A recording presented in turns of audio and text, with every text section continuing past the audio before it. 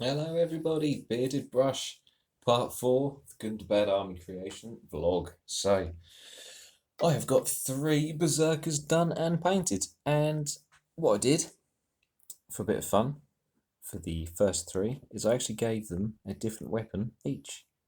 So we have a dude with his two-handed axe, mace, whatever you want to call that beast. We have a dude with a single-handed axe slash pick slash sword. And then we've got a dude with just simply a sword or a scythe, a curved weapon of nastiness. And yeah, I thought I'd do it just for a bit of fun, really, just to sort of have them so that all look different, got different sort of vibes. And also, I thought the actual weapons kind of suited the poses, actually, which I think is quite cool. What can I say? Brilliant models. They're really, really good models. They're not a lot of cleanup needed. Obviously, bits and bobs because it's the Forge Red resin stuff, but they're really good models.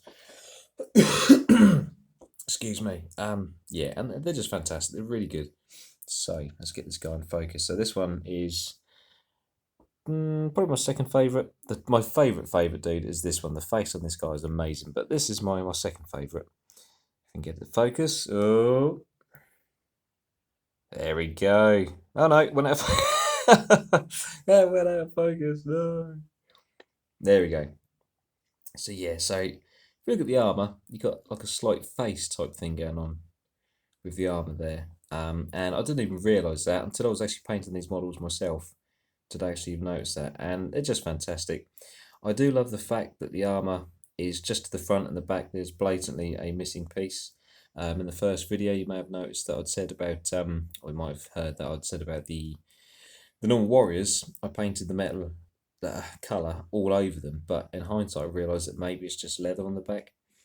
But with these guys, it's blatantly that the arm finishes where it finishes, so it made it much more easy to paint. And yeah, it come out really well. I'm really pleased. It's just really cool detail. Really simple to paint. I haven't painted their eyes. I know the Forge World um, examples, if you want to call it that, they have got like a bluey glow, and I know in the films they do sort of have a glow to them, I suppose. But I haven't done that because, to be quite honest, I kind of like how these models have turned out, how I've painted them, how they've turned out, and I'm just a little worried that I could spoil the skin color. So I may well go back to it in time, but for the moment, I'm happy with where I am with them. And I wouldn't want to spoil it and have to redo a step or a process. Um, but very, very limited colours on these guys, which is great. It makes them pop more, if anything. I was a little bit concerned when I got to painting these guys. I thought, these guys, are they going to, um, what's the word?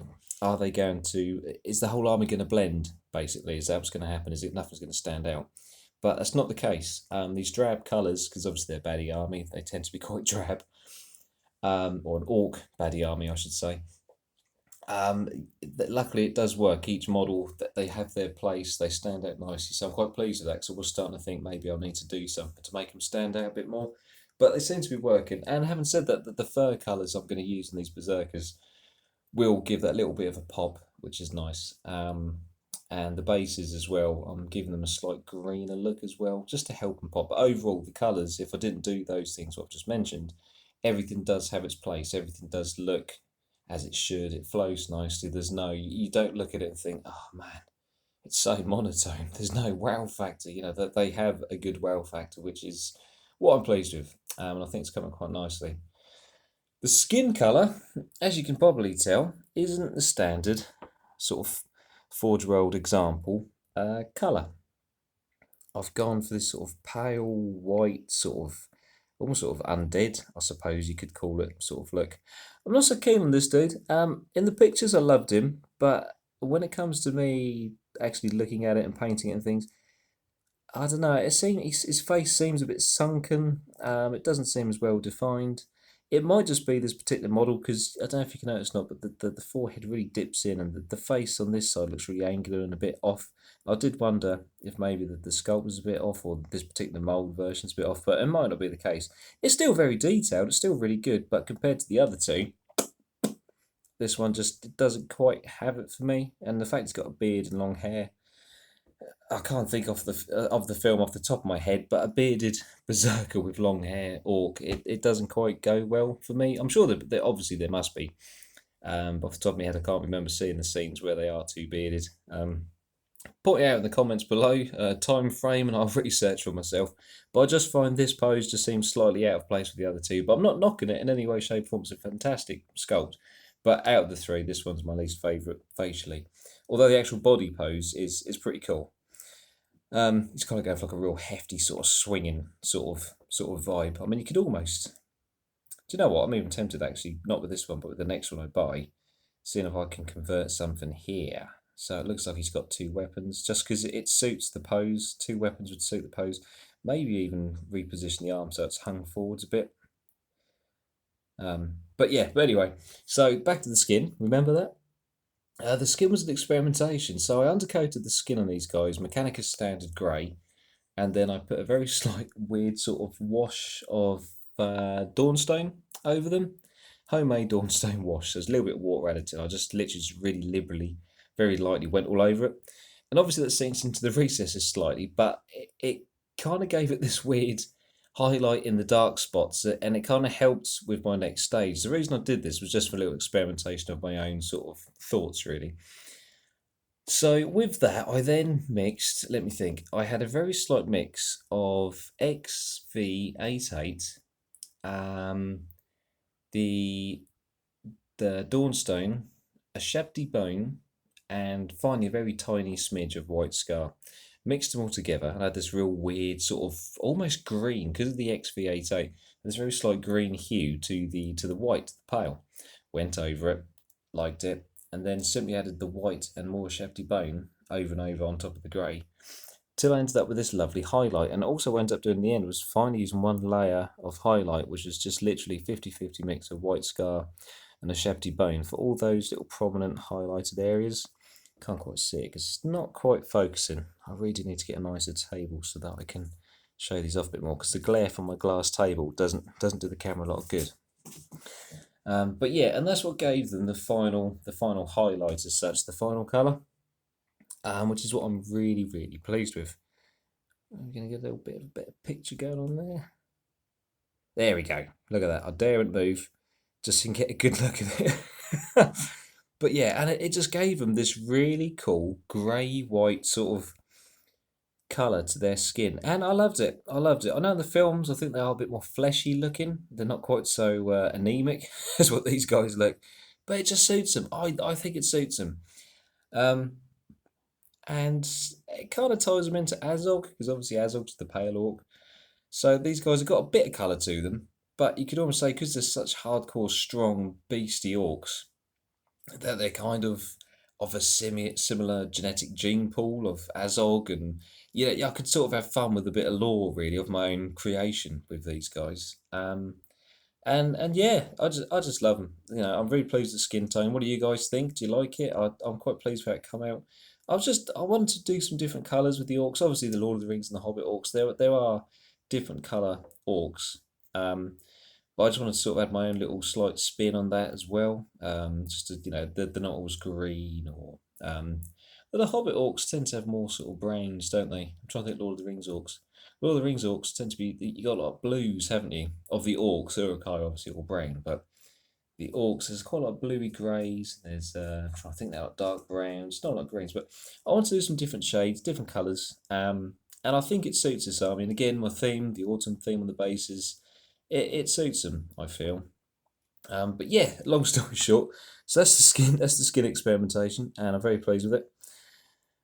And then finally, so the furs, very simple, Mornfane brown, highlighted with a 50-50 mix of a Shabty Bone, just dry brushed over the top. That was for this guy, and for this guy. XV88 with a Shabty Bone highlight for this guy. The metals are simply Mechanicus Standard Grey, what was I saying? Leadbelcher as the base coat. No, sorry, tell a lie. Brass Scorpion, then Leadbelcher.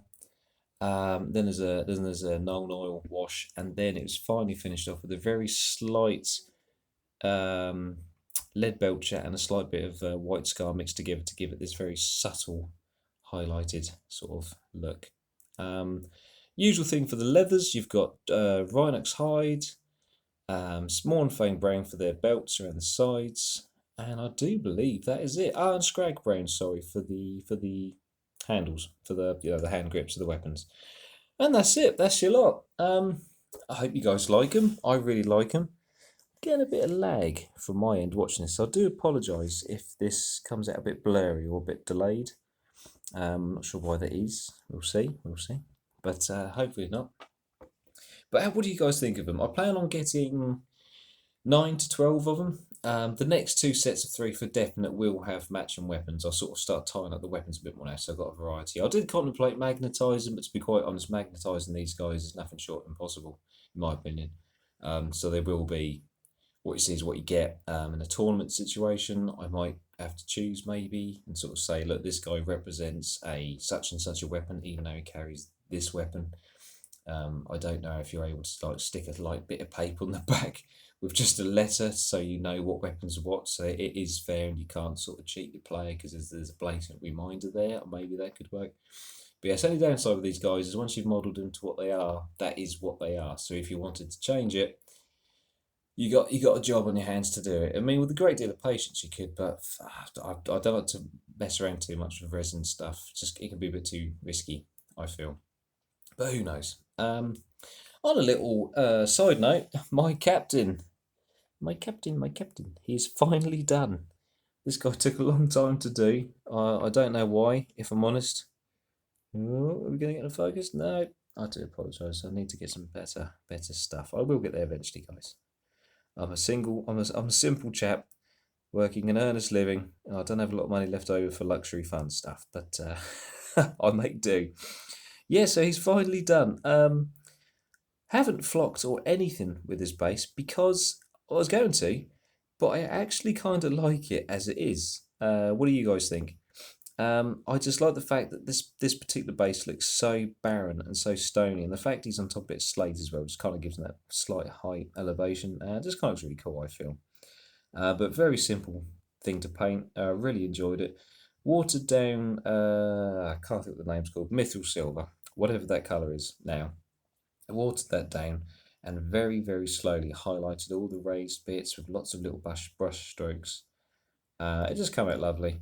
He's a great little model. Really enjoyed him. Very simple job, but just a great little model. I have the conversion kit, so we'll be on another one of these guys. I will be converting it, so he's got the different head, a different weapon.